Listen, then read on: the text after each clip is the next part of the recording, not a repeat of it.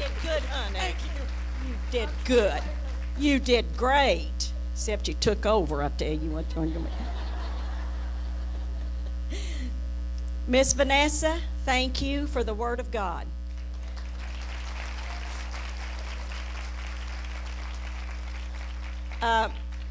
Wayne's grandfather said, you don't know a person until you work with them or until you have business dealings with them. Then you will know what they're like. Well, can I tell you, I worked with Vanessa, so I know what she's like. She worked at the state office, and I saw the same qualities of a godly person in her there. And when she told me the sermon that she had done and what God had given her on Sennacherib, now, Debbie, they did bring these prayer journals to you, did they? They're already in your bags. They're wonderful. I want you to know this is what was birthed in her spirit. She did every bit of this and gave it to you. And before you leave, we will go to the back and have prayer together. She and her lovely little mother, Sister Sally Morgan, which many of you know because she's pastored you, she and her wonderful husband, and they have poured into you. The young gentleman that played the bass that I fussed about with the blue shirt, said that Brother Morgan poured prophecy into him and gave him a word that has lasted him for these many years. So she is a testimony of what God can do, and she's a beautiful 6, 7, 8 years old, and a wonderful, wonderful blessing. We will let you go in the name of Jesus and bless you, and we'll see you at the next conference to preach the word, and I will make sure they understand on this. And on your prayer cloths that you're going to take home with you today, I put prayer cloths under my pillow. I've put them under my brother's bed. He used to say, everywhere I sent him to Teen Challenge, I had him in every rehab in the world, I think, and he broke into the telephone office at Teen Challenge till they named him Mr. Bale. I'd go visit my brother, and they'd say, oh, you're Mr. Bale's sister, and I'd say, yes. So God bless you. But little Sally Morgan prayed over these cloths, these prayer cloths, and they're going to be anointed of God for you to take. God bless you, ladies. Now, we've got to hurry, don't we? How much time do I have? That's got a glare on it, and I can't see it. I think Stacy fixed that on purpose. It's what? Are you sure? 1:35. And I told you I'd have you out of here between 2:35 and 3. Do you think I can pull it off? We can do it. We will do it. On that subject, I shall start my sermon for today. I mean, you know, I'm going to preach it. I need y'all to just stay right in here with me and feel it. I don't care what you feel, just as long as you say, I feel it.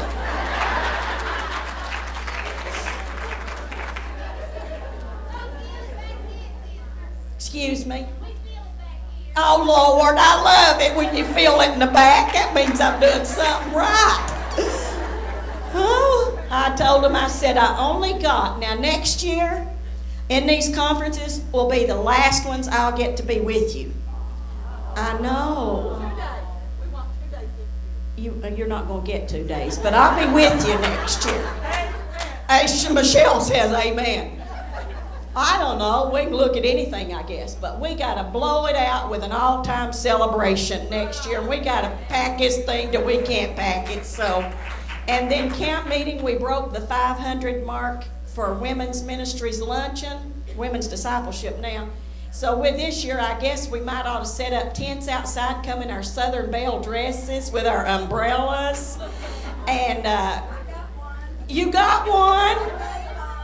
And you made yours? Is there anything else you'd like to tell us while we're into this? We've got an hour. Just go right ahead. You want to tell us the color and what kind of material you used? And I mean, I'm open here. I mean,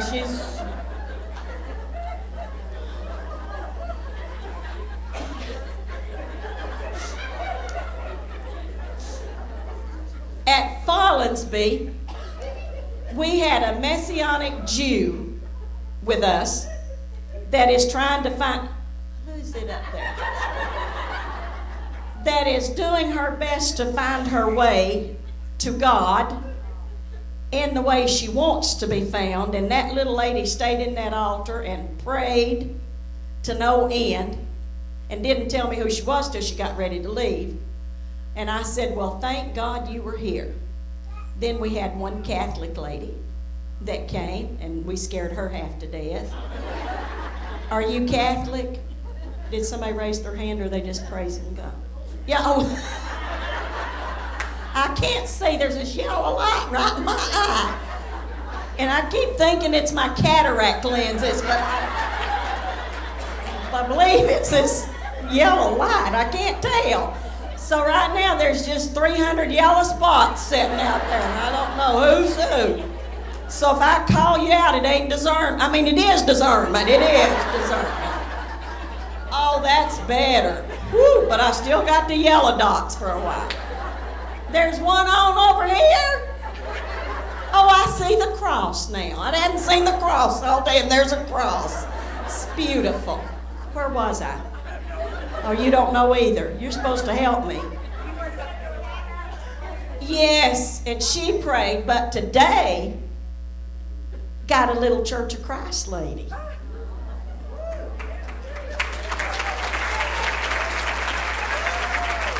Yeah. And I got tickled at myself when I looked at her, and she'll probably never like me from now on. I said, well, I wouldn't have guessed that, because I felt such a kindred spirit with you. And then I thought, well, why wouldn't I? Because you are my sister, you know, and sometimes that's how we do stuff, though. You know, you realize you say stuff like that, and you don't a bit more mean. But I'm so proud of every one of you, whether you're Baptist. Today, that does not matter. We are one. We are brothers. We are sisters. And as this conference said, we all stand together. And the closing is going to be so beautiful when you see the cartoon that we've prepared for you. It's going to really bless you. And that's serious. I'm serious. There's a cartoon, but it's going to lift your spirits. Not yet. Don't lift their spirits yet, guys. Tell you, when you got a men in charge back there, you've got problems. I scared the little young guy last year so badly, he said he wasn't going to do it this year. I mean, he quit, honest. He's not helping. They got two men back there, and I think they put one of the biggest ones in the church, big, strong dude back there that said if you do anything wrong. So I'm really scared. YouTube nothing. He threatened to take me and put it on YouTube, and I told him he'd died at an early age too, so that brother ain't gonna live long, I hate to tell you. In my sermon today, it would begin with 2nd Blenda, verse 1. And I want to reference us all back to Eve and the apple tree. That's where it started, in case you don't know. See, she didn't eat the apple, but who did? Here we go. Everything begins with men.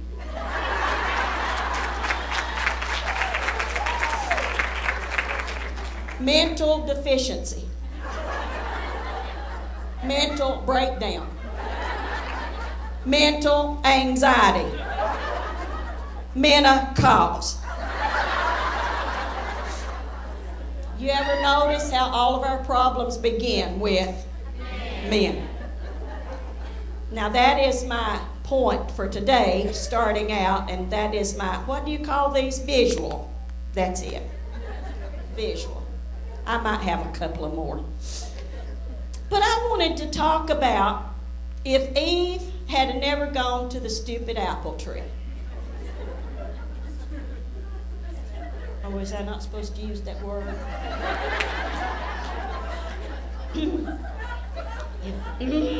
If Eve had never gone to the tree, apple tree, stupid removed. There are no children in here. I never could say shut up and stupid in front of my grandchildren. So when they weren't around, I'd say it 52 times a day just to their mother is stupid for not letting me tell them to shut up. That's what I would say. But I've got to hurry. I only have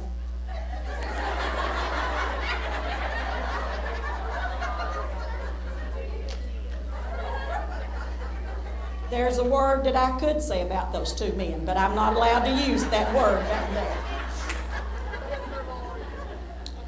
When I was studying for this sermon, I went to I'm going to need that, because deep down it gets deep.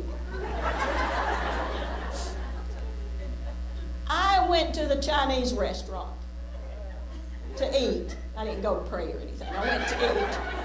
And my fortune cookie that day, that some of the girls were with me, and we always say before we read the fortune cookie, we say, on this day, blank, blank, blank, blank. Yesterday, and we read the cookie. But this day we said, in these women's conferences, and then we read the fortune cookie. The girls got real good ones. I read mine. I opened it up, and it said, in these women's conferences, a handful of patience is worth more than a bushel of brains.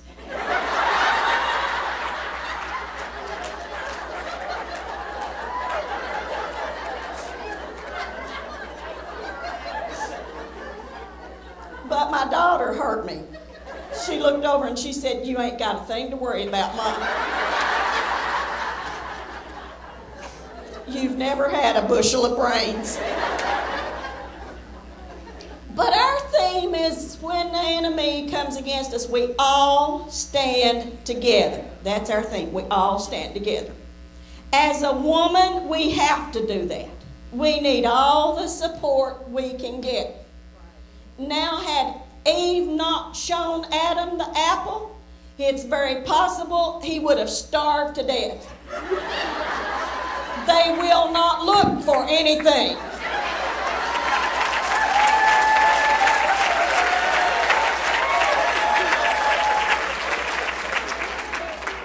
Wayne was all over the kitchen the other day for a good 5 minutes.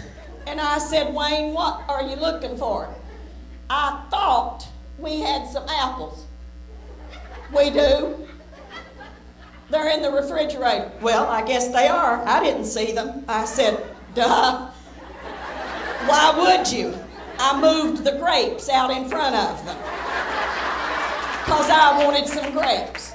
But because the grapes were in front of the apples, he liked to have never found an apple. So I'm here to tell you, Eve did not do wrong. She was trying to help her husband live and not die. She was trying to find food for him. But we get the blame. When we're born a girl, we're born few days and full of trouble. That's biblical. I don't think it said girl, but I put the girl in there. Because did you ever notice when you were just a little girl at home, when they would say, come on, honey, and help us get the table set because the men will be in a few minutes and be ready to eat. Where are your brothers when you're setting the table? Then Mama would tell me to go tell them to come in and wash up and get ready to eat. I set the table, they're playing, they come eat. Tell me what's right about that. We do not get to play. We start off wrong in the very beginning. The day they announce we're a girl, we're in trouble. We're born woman, we're born few days full of trouble.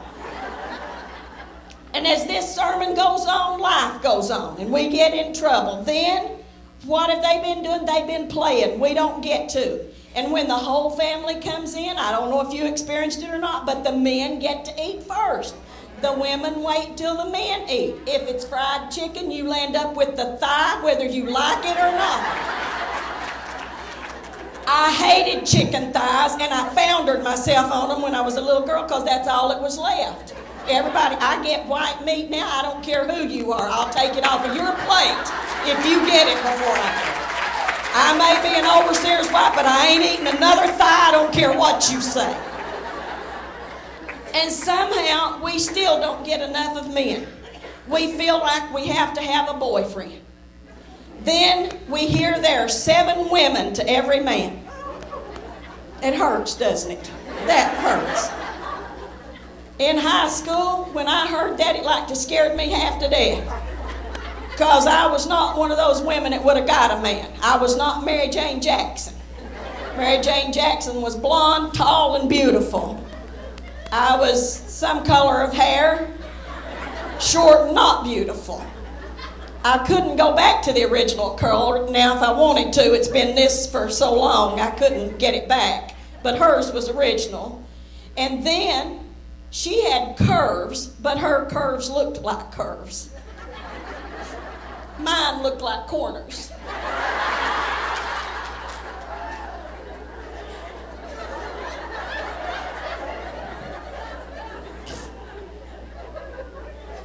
I looked like a building someone started and then abandoned it.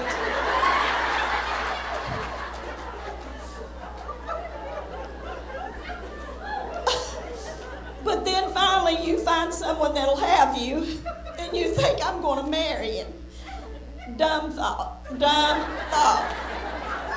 But it's just natural that we get married. But I read this, and you marry him, you know, and then overnight, and then a couple of days later, you wonder, where did he go?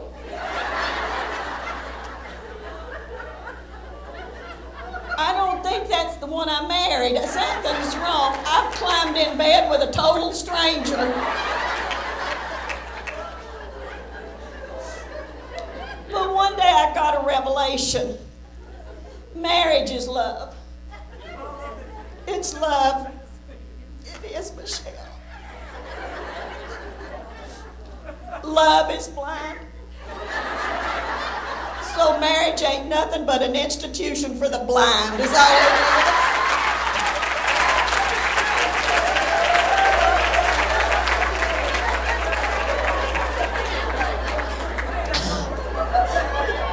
One more time.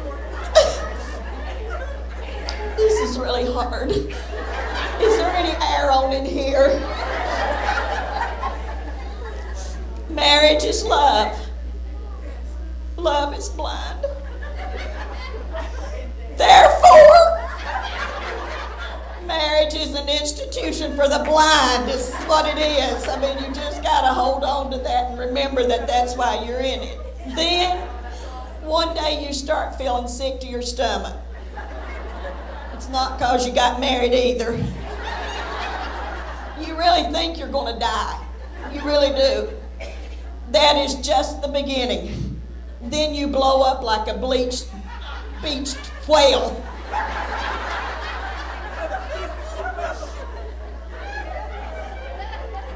One of our minister's daughters got a little tattoo of a dolphin on her stomach. Years later, she got pregnant and it turned into the biggest whale you've ever seen.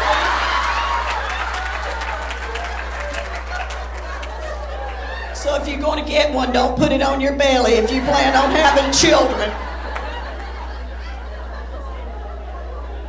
Really, on you, there's not a safe place because age does things to every part of your body. I think I've gotten off my notes. I'm going to have to get back on. Let me see, you got to the part where they're a whale. And Mary Jane Jackson, she made me happy during that time because those curves that she did have, she couldn't find them anymore. They were gone. You can't bend during that time. You can't sit hardly, just barely. When you walk, you waddle like a duck. That's why we need to stand together. No woman needs to waddle alone. We need each other. Yes. And then you go 9 months. 9 months. Don't even see your feet that long. And you carry this pain and this horror, and then it's born. And it's called a child, a baby. If it's a male, you now have 2 male children to take care of.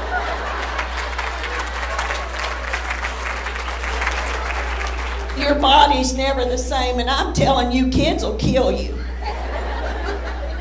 I know I have 3 of them.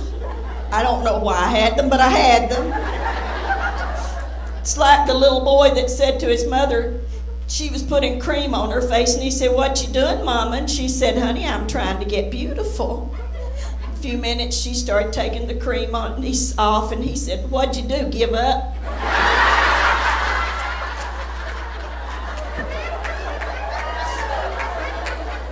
Smart Alex. And then they know it all.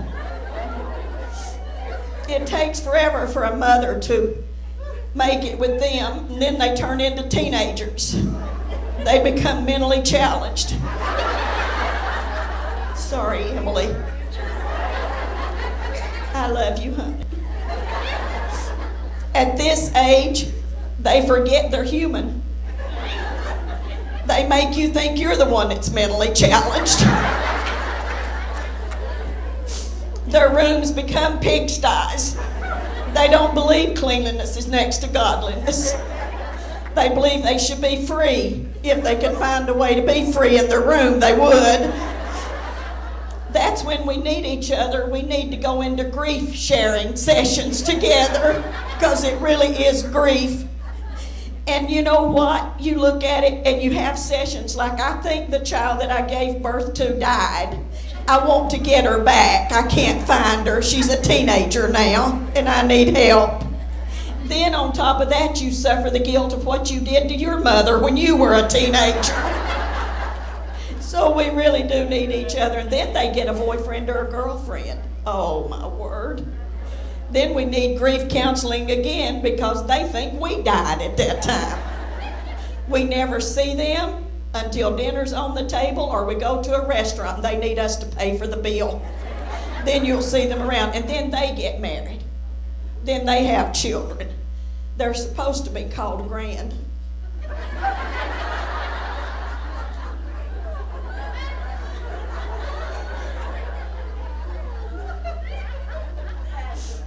How old are you, grandmother? Stupid questions. Honey, I'm 39. I'm holding. Grandmother, how old would you be if you let go?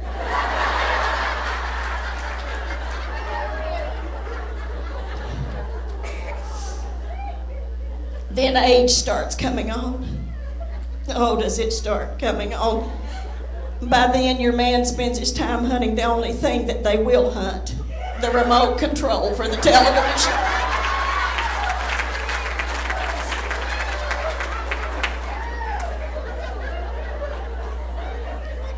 Somehow they all love Fox News. You love it, don't you? I saw several hands being raised there. Fox News. We carry their food to them, and in the meantime, you're yelling again like you did when you were a little girl. Dinner's ready. I told you it goes all the way through your life. It never changes. Because now they're deaf from having the TV up so loud they can't hear anything. We've got to stand together, women. We're all facing this. Then middle age, and that's when your age starts to show around your middle. Everything rolls that you put on, unless you buy something that goes straight down and elastic becomes your best friend. That is if you want to breathe. Then there's menopause, and then there's hot flashes. Need I say more? Did they turn the air on or not? Then you have sagging, bagging, dragging.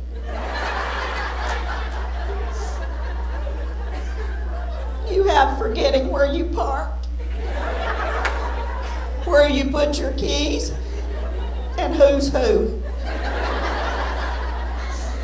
I now call everybody sister. That way they don't know I forgot who they really are. Then the surgeries set in. torn tater cuffs, and even your toes. You'd be surprised at how many women have to have toe surgery because their toes get tired and just lay over on each other. Some of you are sitting here facing this difficult battle today. And I know God's able, but there's been very few toes He straightened out that I've seen in my lifetime. But you know what? It just gets worse. You start realizing people just flat out lie. They say things like, you just get better with age. That's a lie. If you get better with age, I ought to be magnificent. I'm not. I double pump to get out of the car now. It's mainly because I bent the thing under it when I hit the curbs every time I'm driving. I can't see them anymore. And I say to Wayne, why do they put them in the driveway? He said they didn't. They put them there to keep you in the driveway. Stupid things. And when you get older, they say you have more patience. You don't. It's just that you don't plain care anymore. That's what it is. It ain't patience.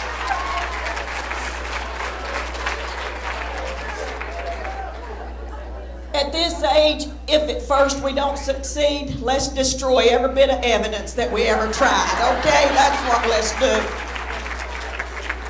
And remember this, people who eat natural foods die of natural causes. Eat your macaroni and cheese if you want it, and your 5 cheese bread and your cheesy potatoes, and live it up while you can live it up. And besides, you know what organic food is fertilized with?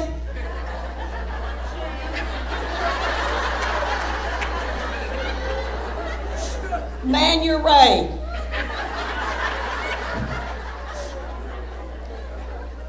French for manure.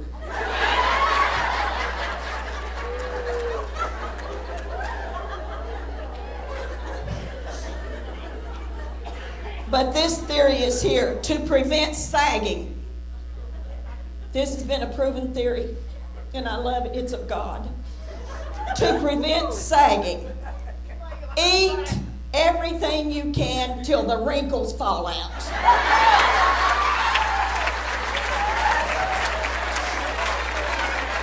Eat. You just notice my sisters that are heavier than me. They don't have a wrinkle anywhere. I say, eat on, sister, and send me what's left over is what I say. But in the end, we got to stand together, and I got to close with this, and then I have a very spiritual song to bless you as you leave. At the end of the age, when all the believers were standing in line waiting to get into heaven, God appeared. And He said to them, I want all the men to form 2 lines. One line will be for the men who are the head of the households. The other ones is for ones that are not head of the households. And God said, I want all the women to report to St. Peter. So the women left the men that formed 2 lines. The line of men were there, and that, that the women had told them this and this and this and this, and they stood over there, and the line of men who were the true head of the households had only 1 man in it. Only one. God said to the first line, you men ought to be ashamed of yourselves. I appointed you to be the head of your household. You were disobedient, and you've not fulfilled your purpose. Now, of all of you, there's only 1 man who obeyed me. From this day forward, you learn from this 1 man. Then God turned to the man and said, as he stood there by himself, and why did you land up in this line? The man looked and said, my wife told me to stand here.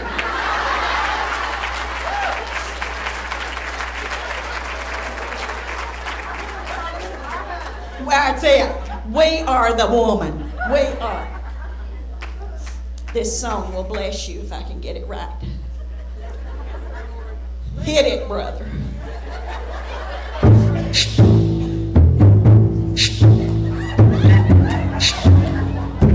Staying with the theme here.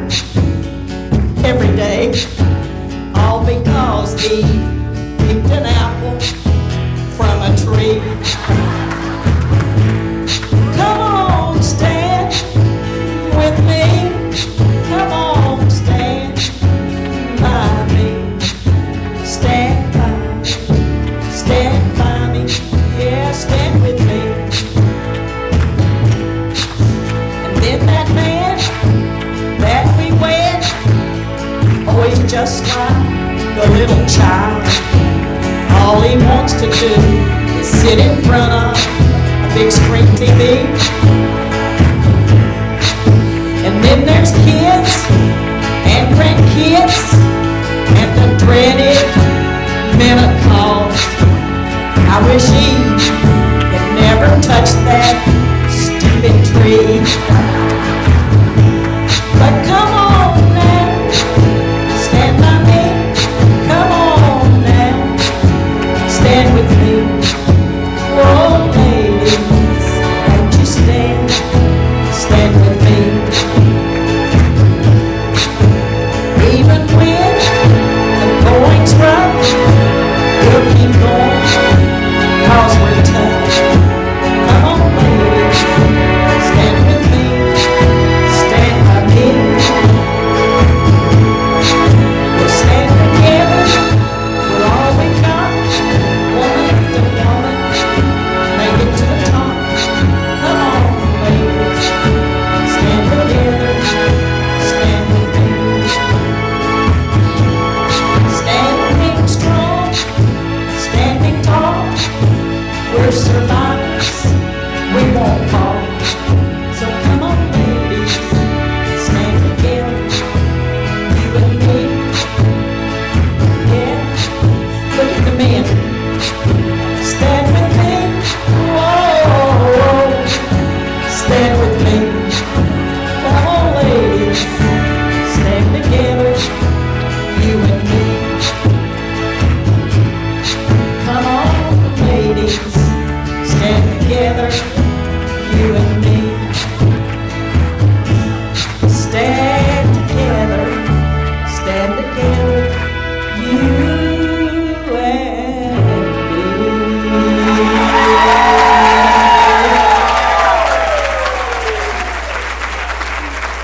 Door prizes.